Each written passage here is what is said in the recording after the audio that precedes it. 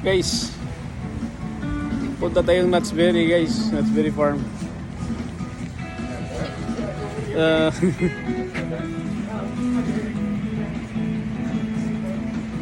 Ito yung off ko ngayon.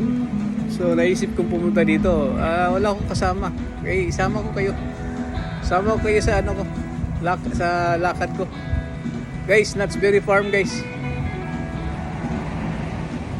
Napuntahan ko na yung Disneyland. Ito hindi pa. First time ko na naman dito sa Knott's Berry Farm. Hindi naman siya masyadong sikat kaysa ano sa Disneyland. Disneyland is number 1. Ito parang number 2 lang siguro to. Dito sa Anaheim, parang number 2 lang siya. So ngayon pupuntahan ko na, papasukin ko. Guys, ano lang problema ngayong araw na to, mahangin. Windy. So, di ko alam kung ano mangyari. Kala ko nga sarado, pero bukas naman daw. Bukas yung Knott's Berry. Yung surroundings ng Knott's Berry. Sa labas to, sa labas. Wala pa ako sa loob.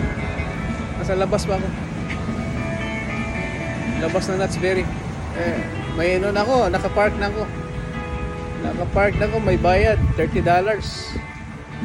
Yung sa loob, medyo mura lang sa loob. Hindi pareho sa Disneyland nga, sobrang mahal. Ito medyo okay. Okay guys, see you later. Bye.